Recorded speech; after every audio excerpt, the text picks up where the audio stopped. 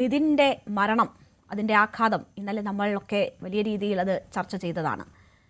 ഇന്നിപ്പോൾ ആദ്യമായി ആ കോളേജിലെ വിദ്യാർത്ഥികൾ മനസ്സ് തുറന്നിരിക്കുകയാണ്. നിതിൻ്റെ മരണവുമായി ബന്ധപ്പെട്ട് മറ്റ് ചില സംശയങ്ങൾ, ലോൺ ആപ്പ്, അതിൻ്റെ ഭീഷണി തുടങ്ങിയവയൊക്കെ അന്വേഷണ സംഘം അതിൻ്റെ വിശദാംശങ്ങളിലേക്ക് കൂടി അന്വേഷണം വ്യാപിപ്പിച്ചിരിക്കുന്ന ഒരു ഘട്ടമാണ്. പക്ഷേ ഈ വിദ്യാർത്ഥികൾ മനസ്സ് തുറക്കുമ്പോൾ അവർ പറയുന്നു, നിതിൻ എന്താണ് അനുഭവിച്ചതെന്ന് ഞങ്ങൾക്ക് ബോധ്യമുണ്ട്. ഞങ്ങളത് നേരിൽ കണ്ടില്ല എങ്കിൽ പോലും ഞങ്ങൾക്ക് ബോധ്യമുണ്ട്. കാരണം അവിടെ ഓരോ വിദ്യാർത്ഥികളും അതൊക്കെ അനുഭവിച്ചിട്ടുള്ളതാണ്. നിറത്തിൻ്റെ, സമ്പത്തിൻ്റെ, ഒപ്പം തടിയുടെ ഒക്കെ പേരിൽ ശാരീരികവും മാനസികവുമായി അവഹേളനം നേരിട്ട കുറേ വിദ്യാർത്ഥികൾ പറയുകയാണ്. ഇത് നമ്മുടെ കേരളത്തിലെ ഒരു സ്ഥാപനമാണ്, വിദ്യാഭ്യാസ സ്ഥാപനമാണ്, അതും ഉന്നത വിദ്യാഭ്യാസ സ്ഥാപനമാണ്.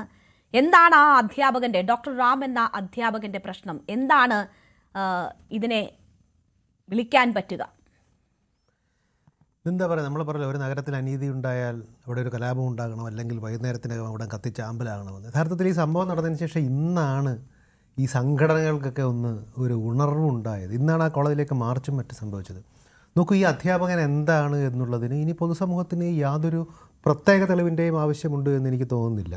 അവിടുത്തെ കുട്ടികൾ തന്നെ അത് പറഞ്ഞിട്ടുണ്ട്. എന്തായിരുന്നു എന്ന് പറഞ്ഞിട്ടുണ്ട്. ജാത്യാധിക്ഷേപം, ജാതിവെറി, വർണ്ണവെറി, പകയോടെ പെരുമാറുക, കയ്യിലുണ്ടായിരുന്ന സെഷണൽ മാർക്ക് വെച്ച് തോൽപ്പിക്കുമെന്ന് പറയുക. നോക്കൂ, എന്നെ അതിൽ അത്ഭുതപ്പെടുത്തിയത് മറ്റൊരു കാരണവുമല്ല. ഒരു പെൺകുട്ടി പറയുകയാണ്, ക്ലാസ്സിലുള്ള ആൺകുട്ടികളെ കൊണ്ട് പെൺകുട്ടികളെ ശിക്ഷിപ്പിക്കുമെന്നത്ര ഈ പ്രസ്തുത അധ്യാപകൻ. കോളേജിലെ കുട്ടി തന്നെയാണ് പറഞ്ഞത് കേട്ടോ, നമ്മളല്ലാതെ കേട്ടുകളിയുടെ അടിസ്ഥാനത്തിലൊന്നും അല്ല പറയുന്നത്. ആ കുട്ടിക്ക് ഇന്നിത് പറയാൻ ധൈര്യം വന്നത് എങ്ങനെയാണെന്ന് നമുക്കറിയാം. ഒരു ശവത്തിൻ്റെ പുറത്ത് നിന്ന് ചവിട്ടിക്കൊണ്ടാണ് ഇത് പറയുന്നത്.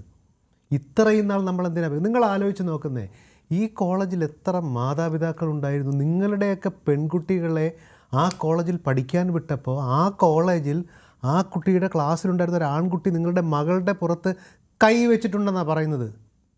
നമുക്ക് നമ്മൾ ഏത് നാട്ടിലാണ്? ഇത് കേരളത്തിൽ തന്നെയാണോ എന്ന് എനിക്ക് സംശയമുണ്ട് കേട്ടോ. ഇതല്ല കേരളം, ഇതല്ല നാം ഉണ്ടാക്കിയ കേരളം, ഇതിങ്ങനെയല്ല കേരളം മുന്നോട്ട് പോകേണ്ടത്.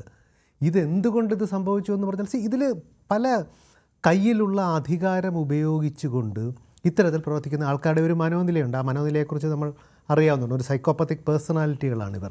ഇത്തരത്തിലുള്ളവർ നമ്മുടെ അക്കാദമിക